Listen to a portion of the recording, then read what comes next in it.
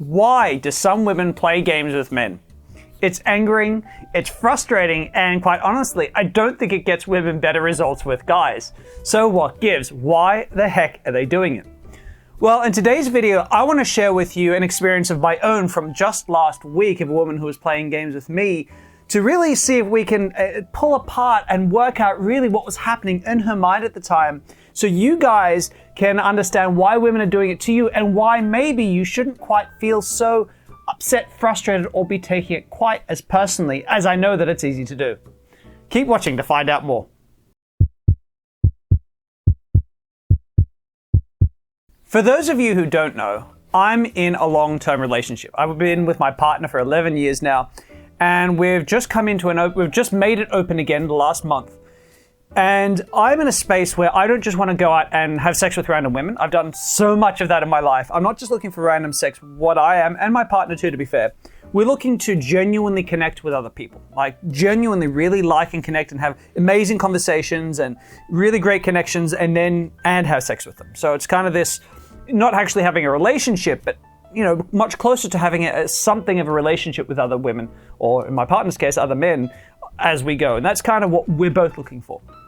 So this is a little bit of a newer territory for me to approach women with that mindset, because normally it's just, hey, how can we have fun? How can we have sex together? So anyway, I've been going on a number of dates. I've talked about some of them in my previous videos. Last week, I met a woman who was 26 years old. I don't normally like Asian women, but this girl was Chinese, but she was really attractive. Like, I thought she was right up my alley. She's a yoga instructor. I looked through her Instagram, and she's got lots of really great Instagram photos. She's working to becoming an Instagram model. That's kind of her goal, where she's moving. And, she's certainly attractive enough. And I thought, you know what, let's meet up. So we talked a little bit on Tinder. This isn't a Tinder coaching video, so I'm not going to talk about the conversation there, but we lined up a date. I wasn't expecting necessarily a whole lot personality-wise, but she was cute, so I thought I'd give her a go. So anyway, we met, and really, from really early on, the conversation was great. Of course, I started with some teasing and banter, and we're laughing. I got her laughing and giggling. It was really great. She was giving me all the good signs right from the get-go. Really strong eye contact. That was the big thing I noticed, like really intense eye contact. That's really sexy. Like the head tilt, because when she's listening to me, you're playing with the hair. It's all spot on. It's really fantastic. I start to talk about deeper topics because I want to really learn about her. Just because she's attractive, I want to know more. If there's more to her, if there's not, I'll move on. I'll leave the date after an hour.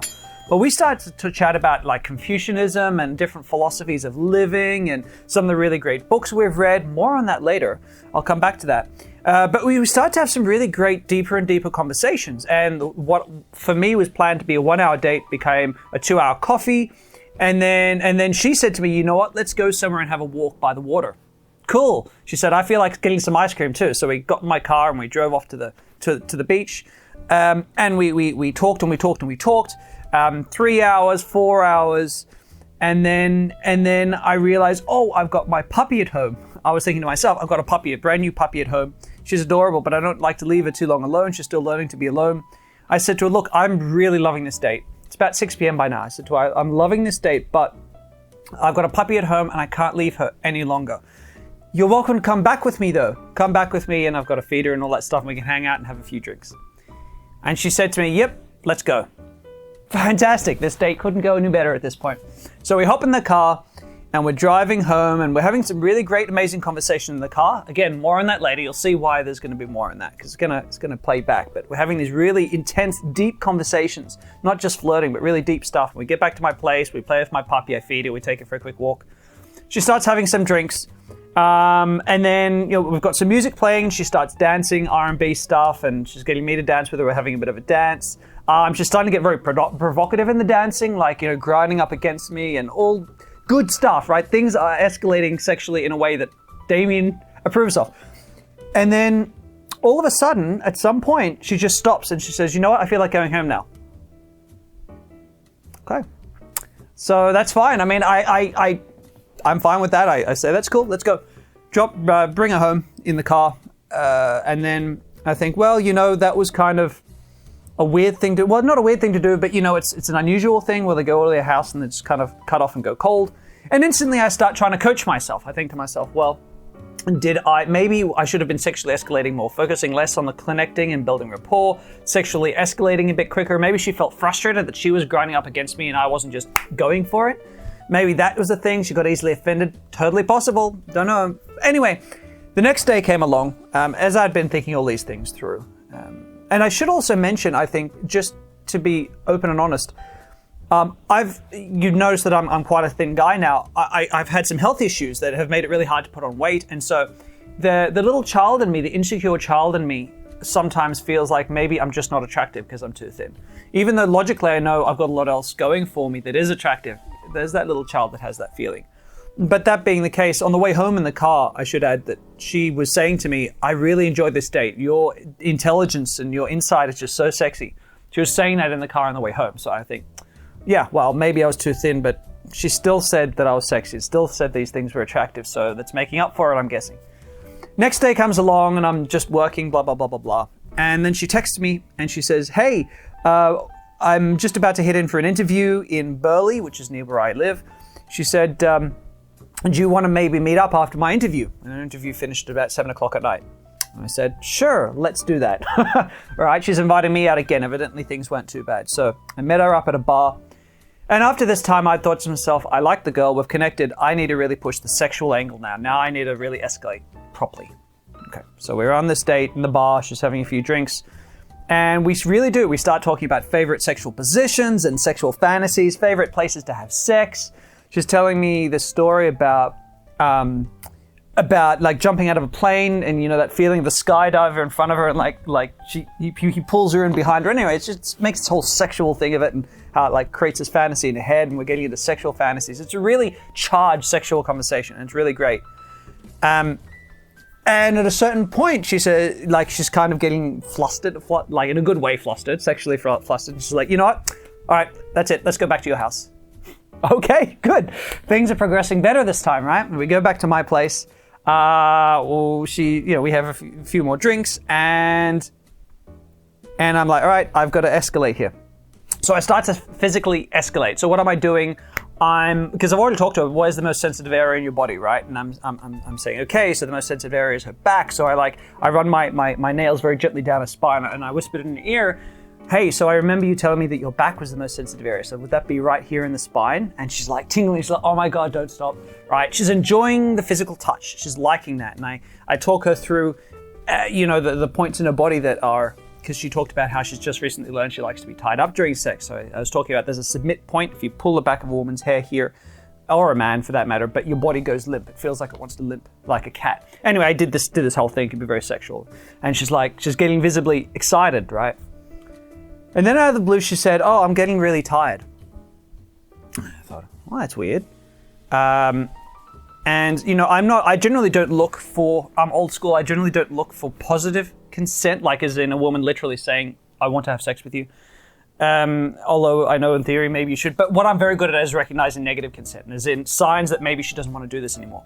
And I'm okay with that. So I pull back and I think, that's weird. She's just been getting all excited and now she's pulling back. I said to her, okay, that's fine. Tell me, what do you want right now? You're welcome to stay over. You can stay over, sleep over, and then I'll drop you back in the morning.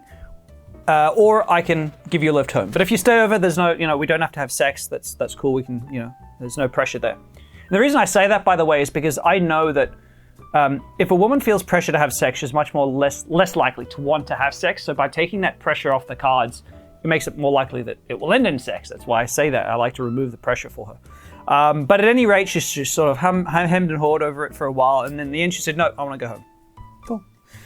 So I'm sitting in the car and I think I don't like this. I feel like there is a game being played here. I feel like I'm being manipulated or she's trying to manipulate me. She's trying to play some sort of thing here. I'm not down for that. Women play games and I don't want to be a part of it. So in the car, I thought, you know what? I'm going to try to educate myself. I'll learn a little bit. Or blow it because I don't really mind. So I asked her a question I usually wouldn't advise, right? And in the car and I said to her, let me ask you. When I asked you if you wanted to stay over the night, why didn't you? And she thought about it and she said, I know that you have work in the morning and I'm tired and I have to be up early for an interview and blah, blah, blah, blah. She said, so I thought that was easier. Plus it was nice to just stay in my own bed. And I said to her, I I totally get it. I'm down with being selfish with where I sleep and all that stuff. That's cool. But this doesn't sound like the real reason to me. Would you feel comfortable sharing with me the real reason you didn't want to stay over? Because I know when I'm hearing a fake excuse or whatnot. And I could do this because we'd already had some really deep conversations, which I'll tell you about in a minute, but we've really talked about some personal stuff. And she said to me, all right, she said, when I've had, in the past, when I sleep with men, they lose interest in me straight away after sex. She said, they disappear off the map. And she said, I've liked what we're doing so much, our conversations and our interactions, that I don't want that to happen with us. And I'm scared of that happening, right? That if we're intimate, that you're just going to, all the conversation will end, you'll lose interest in me and you'll disappear. And I thought, okay, now we're getting to something. And I said to her, you need to understand this isn't, what I want is actually to be sexual with a woman that I'm really connecting with. That's what I want. That's the whole point of why I'm in an open relationship.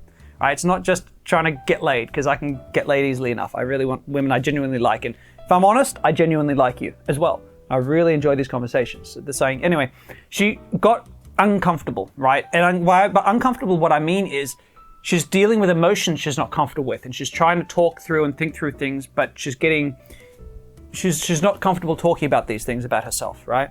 And as we got back to her place, she said to me, I can't remember what it was in response to, but it was something along the lines of, she said to me, so what, are we meant to, what, are we just going to be dating then? Will we be in a relationship then? No, because you've got a girlfriend, so, it can't work. And then she got out of the car and walked back to her place. It was a little bit of an event all of a sudden. And I thought, sounds like she's getting emotionally involved here. Okay, that's fine. If that's happening, I got to think things through and maybe try to make her feel comfortable, or maybe it's not going to work because she'll always get emotionally attached to me. Let's see how this unfolds. The next day, we had a short conversation where I was trying to, make her feel better about things. And then she was again getting flustered. The way it's, when you experience someone who's feeling things but doesn't know how to explain them, they say things that aren't coherent. Logic-based or even logical, sensible, emotion-based conversation doesn't make sense. And all of a sudden she just said, you know what? I think the situation is that I like you. I like you as a friend, but I'm not interested in you physically. And then I said to her, that's fine, but I'm not looking for a friend, so I wish you all the best. And then she backpedaled and said, wait, what do you mean? Blah, blah, blah. Why can't we be friends? And anyway, I let it drop because obviously there's a problem there and I don't want to deal with it. So at the end of this, I felt toyed with. I felt a little bit played with. Like I was made to feel like she was sexually interested in me, and then she said she wasn't. And then she's coming back to my house and she's grinding up against me and she's trying to get me back to the house after we talk about sex. I mean, if this isn't game playing, I don't know what is.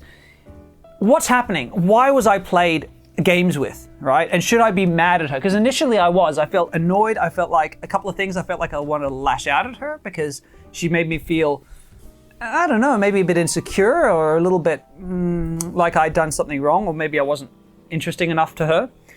And another part of me thought that maybe I just want to go out and shag a bunch of random women just to make myself feel better. These kind of childish ways of feeling. And as I thought things through, I thought, no. Why has she been playing games? And I have a bit of experience with understanding why women play games, and I've discussed this now at length with my partner, who's very honest with me about all things, and a couple of my friends, one who's a university professor who specializes in sexual development, and another one who's a really great friend who's, again, very brutally honest about these things, because I like learning as much as possible. And let me explain more about this woman to help you understand why she played games. Things that I learned about her. Her relationship with her father is almost non-existent. He ignored her growing up mostly, and he had a bad temper and would hit her occasionally. And when she talked about it, she was almost in tears in the car. So it's just something that's very raw to her. And so that was a conversation that we had. I know that she read and really loved the book Why Men Love Bitches, which is a book about women manipulating men to try to get the upper hand in relationships so they've got a sense of control. I know that she lost her virginity late in life, but when she did lose it, she suddenly realized that sex was a way to feel a sense of control with men. A sense of control that she never had with her father, right? So she never felt any control in that environment. But sex was a way to get that, right? So she never had to suffer around guys again because she could use sex. And She's had a lot of sexual partners in the past because she's constantly hunting for that sense of control with men. These are things that came up in our conversation. To really understand why the games were played, you need to understand that. With me, however, she didn't have that same sense of control. First of all, because I pushed her to open up and to share and to really divulge things about herself, deeper things about herself that she's not used to doing with men, and combining with sex, right? Because that's just something that isn't part of her history with guys to be comfortable doing that. And so that creates a very complicated situation that she's not used to processing. It also takes away some of her power. She can't manipulate me with sex in the same way because I've already got a long-term partner. So she doesn't have the same wiggle space with me that she normally does with guys. Plus, she knows that I'm not interested in being friends. I'm not going to mince words. I'm not going to play games and get caught up. If something weird happens, I call her out on it. She doesn't know how to process that. And so in all of this, what you find a woman who gets sexually aroused. She feels like she wants to try to exert control with me. She realizes she can't. Becomes complicated. She also realizes she's getting emotionally a little bit invested. That makes her feel uncomfortable. So what her best go-to is to emotionally shut down, is to close off, right? Because it pulls her too far out of her comfort zone. And really, this is what it boils down to with almost all women. Pretty much all women who've played games with you, it's the same thing. It's low self-esteem. It's trying to feel a sense of control or power with guys because something in their past has led them to feel massively disempowered. Is it emotionally unhealthy? Absolutely. Is it something that guys deserve? No. But the truth is that if you can understand, and this was the big thing for me, because I felt annoyed with her and frustrated at first, but when I really look at and understand there's a scared, hurt, angry at her own life little girl who's trying to deal with her stuff inside of this woman. When you understand that, when you can see that, the hurt and the frustration at women does tend to move away because you can see the human element to the game playing and the manipulation. And when you see that, it doesn't mean you have to be around it or you forgive it, because certainly not. I don't want to be around her playing those games with me because I deserve better. But neither do I. I'm angry at her for it. If I saw her in public, I'd say hello, I'd give her a hug, I'd ask her how her life was going because I hope she gets through this stuff.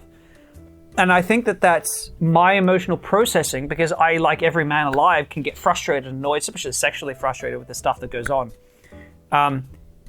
But once you really understand what's going on for a person, it pulls away a lot of that pain. And so I hope hearing my story and hearing me work through it and talk you through what I've realized has happened and gone on, that maybe it can give you some understanding and take away some of your pains with women who have played with you in the past and played games. That maybe you can see the human side in them, that it's not about you, it's about them and their crap that they're trying to deal with. So I hope today's been a little bit interesting. It's just a long story about something that happened to me recently that I think could be massively educational for those of you watching. Guys like me, I've got lots of success with women. I'm not always going to be successful. I'm not always going to get what I want, and that's totally okay. You won't either. And I think the important thing is to learn from it and move forward from a healthy viewpoint.